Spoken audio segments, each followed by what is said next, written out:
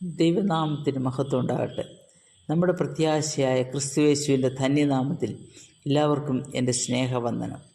സദൃശവാക്യം 31 സാമർഥ്യമുള്ള ഭാര്യയെക്കുറിച്ച് നമ്മുടെ പഠനം തുടരുകയാണല്ലോ. 31-19 മുതൽ 22 വരെയുള്ള വാക്യങ്ങളിൽ മറ്റുള്ളവർക്ക് വേണ്ടി കരുതുന്ന ഈ സ്ത്രീ അവളുടെ പ്രവർത്തന മേഖല ഭവനത്തിന് പുറത്തുള്ള എളിയവരിലേക്കും ദരിദ്രരിലേക്കും വ്യാപിപ്പിക്കുന്നു. ഭക്ഷണവും വസ്ത്രവും മനുഷ്യരുടെ പ്രാഥമിക ആവശ്യങ്ങളാണ്. മുൻ പഠനത്തിൽ ഭവനത്തിൻ്റെ ഭക്ഷണകാര്യത്തിന് വേണ്ടി അവളുടെ കരുതൽ നാം മനസ്സിലാക്കി. ഭവനത്തിലുള്ളവർക്ക് കാലാവസ്ഥയ്ക്ക് അനുയോജ്യമായ വസ്ത്രങ്ങൾ ശേഖരിക്കുന്നതിൽ അവൾ എത്രമാത്രം ശ്രദ്ധാലുവായിരുന്നുവെന്ന് ഈ വാക്യങ്ങളിൽ നിന്ന് നമുക്ക് മനസ്സിലാക്കാം. 19-ാം വാക്യം ആരംഭിക്കുന്നത് ഇപ്രകാരമാണ്: അവൾ വിടുത്തലയ്ക്ക് കൈനീട്ടുന്നു, അവളുടെ വിരൽ കതിർ പിടിക്കുന്നു. സ്വയം പര്യാപ്തതയായിരുന്നു അവളുടെ ജീവിതത്തിൻ്റെ ആപ്തവാക്യം. എണ്ണയിട്ട ഒരു യന്ത്രം പോലെ അവളുടെ കരങ്ങൾ ചലിച്ചുകൊണ്ടേയിരുന്നു. ഇവിടെ അവൾ വ്യത്യസ്തമായ ഒരു ജോലിയിൽ ഏർപ്പെട്ടിരിക്കുന്നു. തൻ്റെയും കുടുംബത്തിൻ്റെയും ആവശ്യത്തിലേക്ക് നൂലുണ്ടാക്കി വസ്ത്രം നെയ്യുന്നു. അവളുടെ ബഹുമുഖ പ്രവർത്തന മേഖലകൾ നമ്മെ അത്ഭുതപ്പെടുത്തുന്നില്ലേ? ഈ തിരക്കുള്ള ജീവിതചര്യക്കിടയിൽ ഇങ്ങനെ ഒരു വിദ്യ അവളെപ്പോൾ അഭ്യസിച്ചു?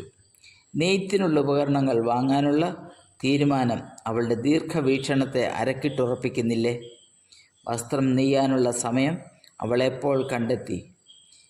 നെയ്ത്ത് പോലെ ശ്രമകരമായ ജോലി സ്വയം ഏറ്റെടുത്തുകൊണ്ട് അവൾ അവളുടെ സ്വഭാവത്തിന് മാറ്റുകൂട്ടുന്നു. അവളുടെ സ്വഭാവത്തിൽ ഉള്ളടങ്ങിയിരുന്ന കരുതൽ എന്ന അംശം അവളെ പ്രവർത്തന നിരതയാക്കുന്നു. നാം സാധാരണ കേൾക്കുന്ന ഒരു പല്ലവിയാണ്: ഒന്നിനും സമയമില്ല.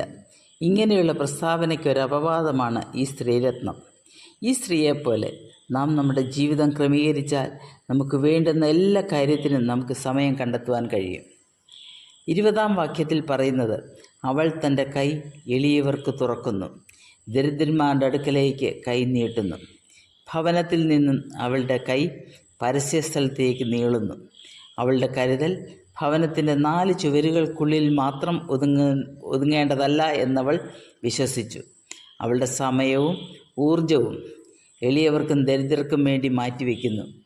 ഭവനത്തിലുള്ള സമ്പത്ത് എളിയവർക്കും ദരിദ്രർക്കും കൂടി പങ്കുവയ്ക്കാനുള്ളതാണെന്ന് അവൾ വിശ്വസിക്കുന്നു. അതിൻ്റെ പ്രതിഫലനമാണ് അവളുടെ ഈ പ്രവൃത്തി.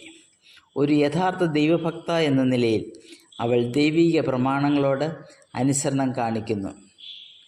നന്മകൾ നമുക്ക് മാത്രം അനുഭവിക്കുവാനുള്ളതല്ല, അത് പങ്കിടുവാനുള്ളതാണെന്നുള്ള ദൈവിക പ്രമാണത്തിൻ്റെ പ്രതിഫലനമാണ് എളിയവരോടും ദരിദ്രരോടുമുള്ള ഇവളുടെ കരുതൽ. ദൈവത്തിൻ്റെ സ്വഭാവമാണ് അനാഥരോടും വിധവമാരോടും പരദേശിയോടുമുള്ള കരുതൽ. ദൈവമക്കളും അങ്ങനെ വേണമെന്ന് ദൈവം ആഗ്രഹിക്കുന്നു. ഈ ദൈവിക സ്വഭാവം വെളിപ്പെടുത്തുന്ന അനേകം വാക്യങ്ങൾ ദൈവവചനത്തിൽ കാണാം. യെശയ്യാവ് 58:10, സദൃശവാക്യം 14:21, യോബ് 31:16 മുതൽ 20 വരെ. പുതിയ നിയമത്തിലേക്ക് വരുമ്പോൾ യാക്കോബ് 1:27, പിതാവായ ദൈവത്തിൻ്റെ മുൻപാകെ ശുദ്ധവും നിർമ്മലവുമായുള്ള ഭക്തിയോ അനാഥരെയും വിധവമാരെയും അവരുടെ സങ്കടത്തിൽ ചെന്ന് കാണുന്നതും ലോകത്താലുള്ള കളങ്കം പറ്റാത്തവണ്ണം തന്നെത്താൻ കാത്തുകൊള്ളുന്നതും ആകുന്നു.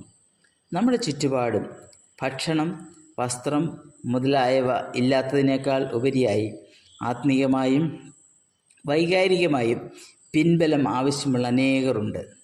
അവരെ ആശ്വാസത്തിൻ്റെ കരങ്ങളാൽ താങ്ങണം എന്നാണ് ദൈവം നമ്മെക്കുറിച്ച് ആഗ്രഹിക്കുന്നത്. 2 കൊരിന്ത്യർ 1:4. ദൈവം ഞങ്ങളെ ആശ്വസിപ്പിക്കുന്ന ആശ്വാസം കൊണ്ട് ഞങ്ങൾ യാതൊരു കഷ്ടത്തിലുള്ളവരെ ആശ്വസിപ്പിപ്പാൻ ശക്തരാകേണ്ടതിന് ഞങ്ങൾക്കുള്ള കഷ്ടത്തിൽ ഒക്കെയും അവൻ ഞങ്ങളെ ആശ്വസിപ്പിക്കുന്നു. ഇക്കാര്യത്തിൽ നമുക്കും ഒരു കടമയുണ്ട്. ആ കടമ നാം നിർവഹിക്കുന്നുണ്ടോ? നമുക്ക് ചിന്തിക്കാം. 21-ാം വാക്യം ഇപ്രകാരം പറയുന്നു: തൻ്റെ വീട്ടുകാരെ ചൊല്ലി അവൾ ഹിമത്തെ പേടിക്കുന്നില്ല. അവളുടെ വീട്ടിലുള്ളവർക്കൊക്കെയും ചുവപ്പ് കമ്പിളി ഉണ്ടല്ലോ. കാലങ്ങളെയും സമയത്തെയും മുൻകൂട്ടി കണ്ട് അതനുസരിച്ച് പ്രവർത്തിക്കുവാനുള്ള അവളുടെ കഴിവാണ് ഇവിടെ വെളിപ്പെടുന്നത്.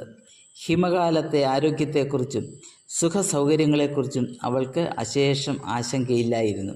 കാരണം ഹിമകാലത്തേക്ക് വേണ്ടുന്ന എല്ലാ സുരക്ഷാ മുൻകരുതലുകളും അവൾ എടുത്തിരുന്നു. ചുവപ്പ് കമ്പിളിക്കുള്ളിൽ അവളുടെ കുടുംബാംഗങ്ങളെല്ലാം സുരക്ഷിതരാണ്. ഓരോ വാക്യങ്ങളും മുന്നോട്ട് പഠിക്കുമ്പോൾ അവളുടെ നിസ്വാർത്ഥതയും കരുതലും കൂടുതൽ കൂടുതൽ വെളിപ്പെട്ടു വരുന്നു. തക്ക സമയത്തേക്ക് പ്രവർത്തന സജ്ജമായ തുറന്ന കണ്ണും തുറന്ന ചെവിയും ഒരു ആർദ്ര ഹൃദയവും അവൾക്കുണ്ടായിരുന്നു. അവൾ അവളുടെ ജീവിതകാലത്ത് ചെയ്ത സൽപ്രവൃത്തികൾ ഇന്ന് ജീവിക്കുന്ന നമുക്കൊരു മാതൃകയായിട്ടിരിക്കുന്നു. 22-ാം വാക്യത്തിൽ നാം വായിക്കുന്നു, അവൾ തനിക്ക് പരവതാനി ഉണ്ടാക്കുന്നു, ശണപടവും ധൂമ്രവസ്ത്രവും അവളുടെ ഉടുപ്പ്. മുകളിലെ മറ്റു വാക്യങ്ങളിൽ നിന്നും വ്യത്യസ്തമാണ് ഈ വാക്യം. ഇവിടെ അവൾ തനിക്ക് വേണ്ടി ചെയ്യുന്ന കാര്യങ്ങളാണ് പറഞ്ഞിരിക്കുന്നത്. അവൾ തൻ്റെ കിടക്കയ്ക്ക് വിരിയുണ്ടാക്കുന്നു. ഒരു ഉത്തമ ഗൃഹനാഥ എന്ന നിലയിൽ അവളുടെ കണ്ണ് എല്ലായിടവും സഞ്ചരിക്കുന്നു. വിരി കിടക്കയ്ക്ക് സുരക്ഷിതത്വവും ഭംഗിയും നൽകുന്നു. ഭവനത്തിലെ ചെറുതും വലുതുമായ എല്ലാ കാര്യങ്ങളിലും അവളുടെ കണ്ണും കരങ്ങളും എത്തുന്നു. വാക്യത്തിൻ്റെ അടുത്ത ഭാഗത്ത് പറയുന്നത് ശണപടവും ധൂമ്രവസ്ത്രവും അവളുടെ ഉടുപ്പ്. ഈ വാക്യഭാഗത്ത് ഒരു വിരോധാഭാസം തോന്നാം. ദിവസം മുഴുവൻ അധ്വാനിക്കുന്ന ഒരു വ്യക്തിക്ക് എപ്രകാരം ഇത്ര മാന്യവും ഭംഗിയുമുള്ള വസ്ത്രം ധരിക്കുവാൻ സാധിക്കും? ഏത് തിരക്കിനിടയിലും വസ്ത്രം സൂക്ഷ്മതയോടെ ഉപയോഗിക്കുവാൻ അവൾ പരിശീലിച്ചിരുന്നു. വസ്ത്രധാരണം അവളുടെ വ്യക്തിത്വത്തിന് മാറ്റുകൂട്ടുന്നു. അവൾ തൻ്റെ ജീവിതത്തിൽ പുലർത്തിയിരുന്ന ഉന്നത നിലവാരം തൻ്റെ വസ്ത്രത്തിലും അവൾ നിലനിർത്തിയിരുന്നു. ശണപടവും ധൂമ്രവസ്ത്രവും സൗന്ദര്യബോധത്തെയും കുലീനത്വവും സൂചിപ്പിക്കുന്നു. ഉടുപ്പ് അഥവാ വസ്ത്രം പുറമേ മനുഷ്യർ കാണുന്നതാണ്. ദൈവവചന അടിസ്ഥാനത്തിൽ പറഞ്ഞാൽ അത് ജീവിത വിശുദ്ധിയെ സൂചിപ്പിക്കുന്നു. വെളിപ്പാട് പുസ്തകം 3:4. ഏത് ജീവിത സാഹചര്യത്തിലും നാം നമ്മുടെ ജീവിത വിശുദ്ധി കാത്തു സൂക്ഷിക്കേണ്ടത് അത്യാവശ്യമാണ്. പ്രവർത്തനങ്ങൾ ആന്തരിക വ്യക്തിത്വത്തെ വിളിച്ചറിയിക്കുമ്പോൾ വസ്ത്രധാരണം ബാഹ്യ വ്യക്തിത്വത്തെ കാണിക്കുന്നു. ഇതിനേക്കാളെല്ലാം മാറ്റുകൂട്ടുന്നതാണ് അവളുടെ ദൈവഭയവും എളിയവരോടും ദരിദ്രരോടുമുള്ള കരുതലും. ഈ വനിതാരത്നത്തെ പോലെ നമുക്കും നമ്മുടെ ജീവിത വിശുദ്ധി കാത്തു സൂക്ഷിക്കുന്നതോടൊപ്പം എളിയവരോട് ദരിദ്രരോടും കരുതലുള്ളവരായും ഇരിക്കാം.